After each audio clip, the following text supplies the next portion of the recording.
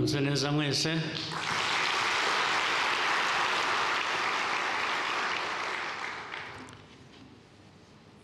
Bayobozi b'inzego nkuru z'igihugu cyacu, nyakubahwa ari Minisitiri w'Intebe umaze kurahira, abagize guverinoma n'abandi bayobozi baturahiriye imbere hano, abanyarwanda bose bakurikira uyu muhango, nagira ngo ntangirire kubasuhuza mbifuriza ubuzima n'ibihe byiza.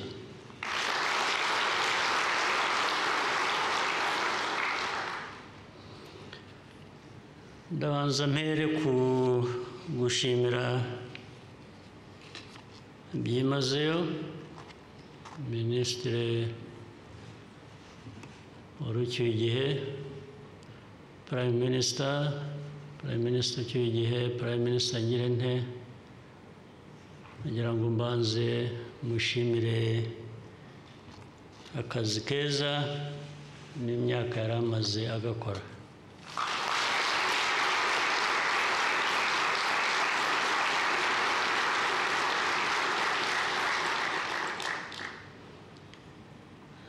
Twakoranaga neza ku buryo najyaga mutera urubwa,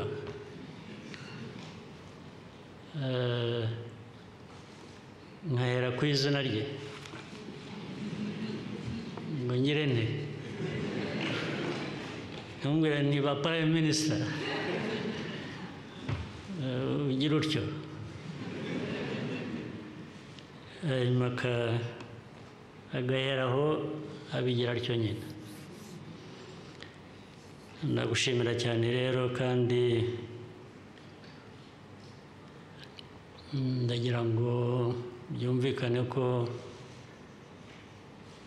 abavuye cyangwa bahinduriwe imirimo n'abatahawe indi buriya irahari, irabategereje.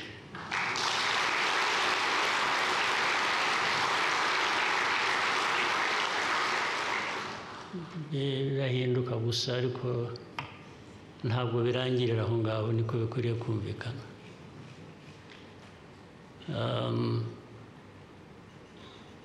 Abanyarwanda ni benshi, twifuza ko bagira uruhare rutandukanye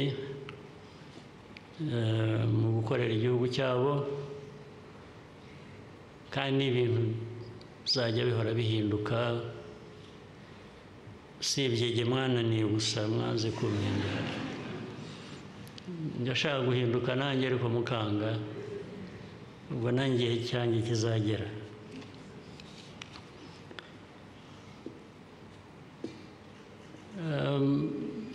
Ku bamaze kurahira rero,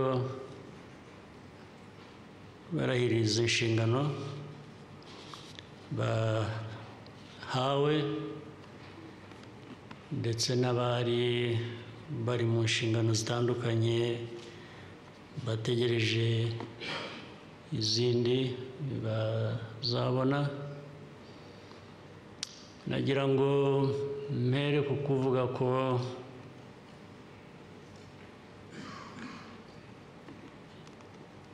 izi nshingano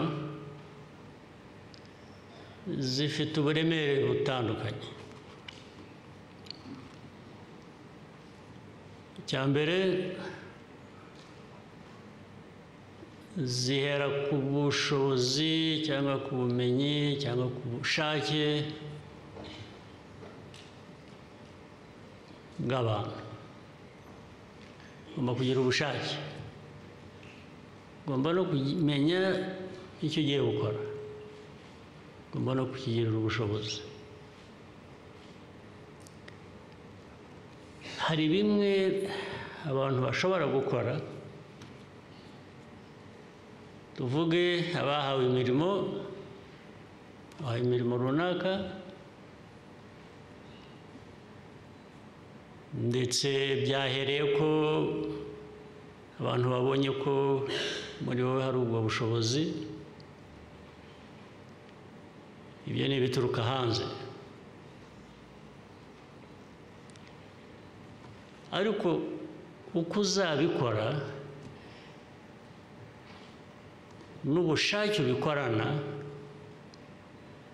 n'imyumvire ubikorana ko ako kazi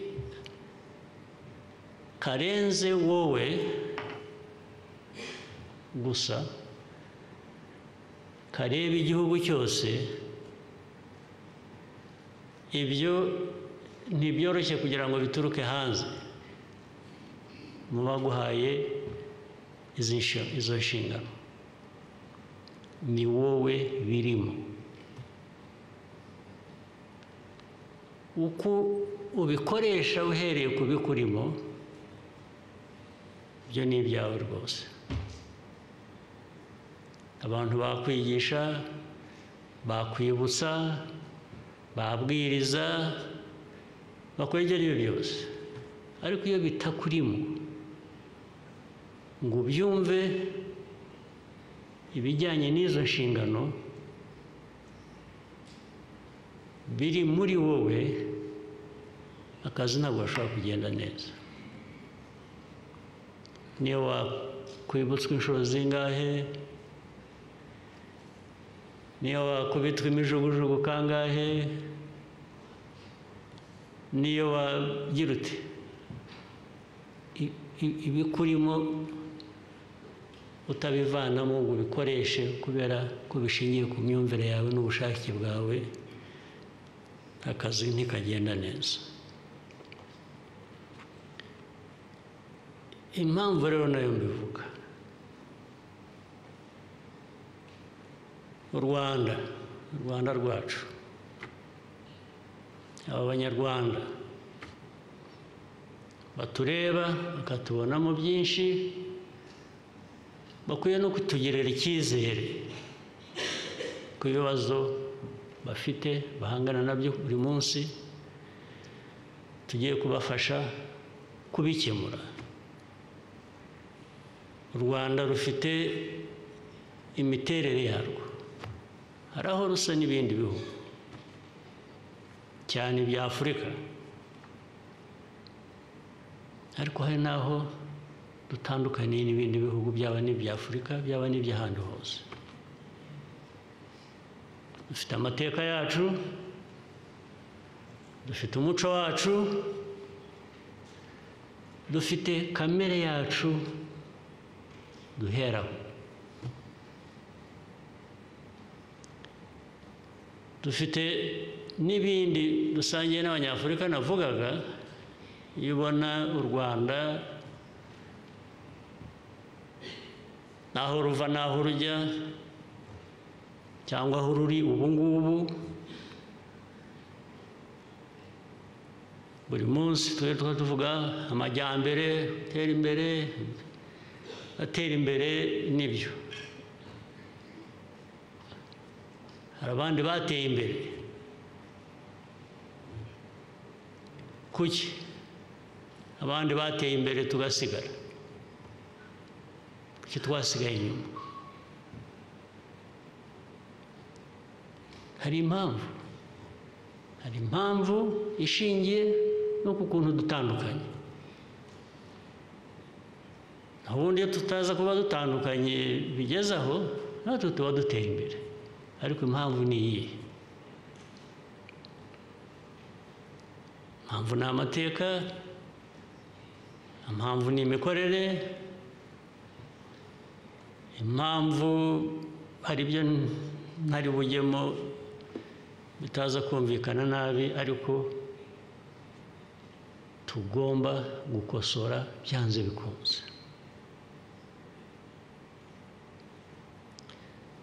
Ndetse no muri twe twicaye aha n'abandi handi, ari n'ushobora kwibaza ati ariko twabikosora dute? Hari abihebye barekuye, bazi ko Abanyarwanda, Abanyafurika tugomba kuba turi aho, turi abakene, turi mu mwiryane, hanyuma kandi hari abazaza kudukiza. bazaza kudukiza ntabwo mvuga babandi mwirirwa musenga mutegereje bazabakiza, bamwe batuyobora twese, ntabwo ari byo mvuga. Gusanga abantu bari aho bategereje abazabakiza ari abantu nkabo, nicyo mvuga, nicyo kibazo cya mbere. Ubundi so iyo mico ya savior mentality tukazaba tuzakizwa n'abantu bicaranye natwe hano, abatumirwa, abo twita partners. Ibyo nicyo kibazo cya mbere tugomba kwivanamo, ko twicara, ko tubayeho muri iki gihugu cyacu, tugahera kuri twe ibyo dushoboye tukabikora uko dushoboye, ukabikora uzi aho uva, uzi n'aho ujya, uzi n'aho ushaka kujya. Abo bandi bafasha, iyo bagufashije uri mu nzira ugenda ugana aho ushaka kujya, nibwo bigira akamaro. Ariko ntabwo bazaguterura ngo bagutereke aho ushaka kujya, nta nubwo wabishaka niba mutari mubizi. Ntibabishaka, ntibabikeneye, ahubwo ugumye aho ngaho ni mu nyungu zabo. Twe rero Abanyarwanda, Abanyafurika, tukicaraho tukadamarara, tugategereza ko hari abazaza kuducungura. Kandi ntiwabonye ko n'abariya tuzi muri za Bibiliya n'abandi bazaducungura bafite uko basa kwabo kutari nkatwe? Ntabwo bari mubizi, murerekwa ariko ntimubona. Ibyo rero ni ikinyoma. Umwicara ubwo muhabwe izo nshingano, mwazijyamo mugakora neza, mwazijyamo mugakora nabi, mwazijyamo mwinuba, ukavuga uti kuki bangize iki, batangiza iki, abasigaye hanze bavuze bati ariko kuki batoranyije kanaka jye ntibampitemo. Ibyo byose byo bikora wibuka ngo uri ubusa igihe twese tutivanyemo uwo muco wo kutumva inshingano ituri imbere, icyo dukwiriye, agaciro dukwiriye kwiha mbere yuko dutegereza ko hari undi wakaduha. Uri ubusa. Ariko hari n'abo kuba ubusa bitagize icyo bitwaye, ni naho bihera. Hari abo kuba ubusa, guhora usabiriza, guhora ukubitwa inkoni za buri munsi ngo ntiwagenjeje uko undi yabishakaga, hari abo bitagize icyo bitwaye. Kuko niba abandi navugaga bihebye, bava ku cyo bakwiriye kuba bari cyo, bategereza icyo abandi babagenera. Byo ntabwo ari byo, ntabwo ari byo. Ntibyabaye by'imyaka 100 ishize kugeza ubu, ntibizaba byo guhera ubu n'indi myaka 100 iri imbere. Ntibishobora kuba.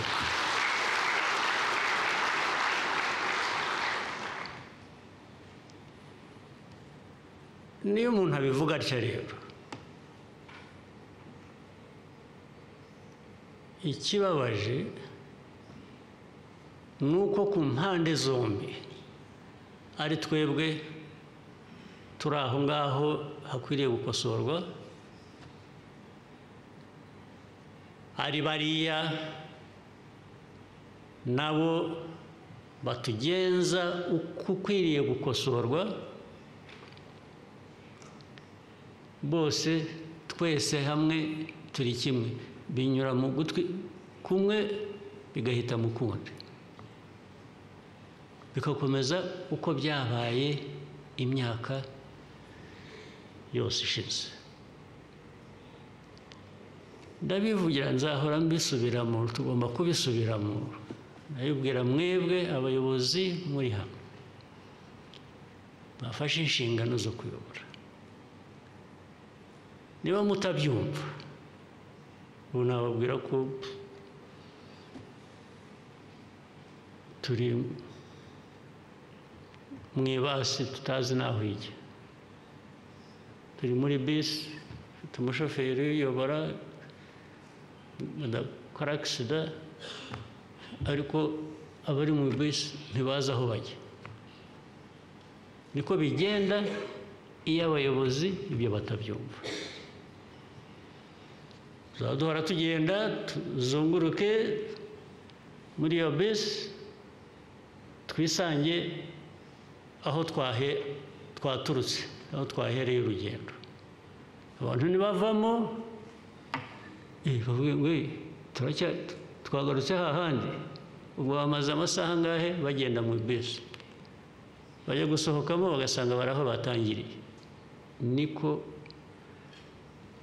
ari u Rwanda, ari Afurika, imiterere yacu, imikorere yacu, imyumvire yacu tutivanamo ngo hindura ibigomba guhinduka,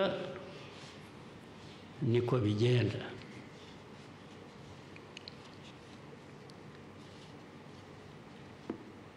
Kandi hari ingero nyinshi zikwiriye kuba zitwigisha, zikwiriye kuba zadushyiramo, simvuze uburakari bundi, ndavuga uburakari bw'imbaraga abantu bari bakwiye kuba bakoresha kugira ngo tuve aho ngaho. Ingero zirahari buri munsi, umunsi ku wundi, umunsi ku wundi, umunsi ku wundi.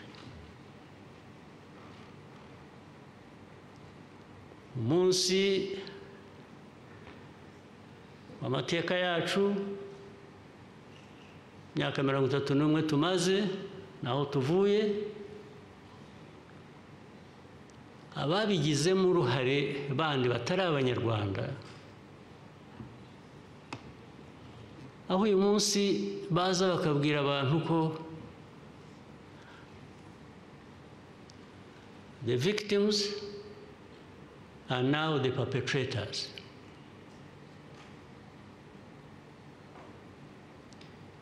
Barangiza, babigizemo uruhare, barabirebereye, barangiza bakazana amasomo ku kwigisha uko ukwiriye kubaho. Bakazana amasomo kwigisha demokarasi. Nabwo ntibe demokarasi gusa, kitwa bagashaka benshi liberal democracy. Liberal democracy, ngiye uko nahina mu magambo make, ni ukubwira ngo no muri ubwo bukene bwawe bwose, no mu ko wabaye, ibereho uko ushaka, niyo kwaba kukwica, ureke n'undi abeho uko ashaka, niyo kwaba kumwica, niyo mwese kwaba kubica. Nicyo bivuze. Bakaza kubikwigishaga, barangiza bakaza kukubwira uburenganzira bw'ikiremwa muntu. Muri mwebwe nimumbwira utazi ikiremwa muntu ninde? Aho ugomba kuba muri n'abaswa wenda. Aho bahereye babibigisha, imyaka igiye kugera 100, n'ubu ntimurabifata. Wahora wigishwa usubirirwamo icyo, ariko se ikiremwa muntu ninde? Wowe nturicyo, nk'uko n'undi akiriye. ukubwira ni ikiremwa muntu, nawe uri ikiremwa muntu. Unless people think we are dumb, we just have no capacity to think or to act upon what we think and what we must do. The kind of disrespect that people, Rwandans, Africans, experience on a daily basis is staggering. But on the other hand, I don't entirely blame other people. We have a responsibility. Why don't we just reject it? What do you lack to reject it and raise questions you must raise about yourself first, but also about others? I can't quarrel with you just because you've been coming around and giving me lectures without blaming myself for committedly listening to you and going by what you are telling me that I know.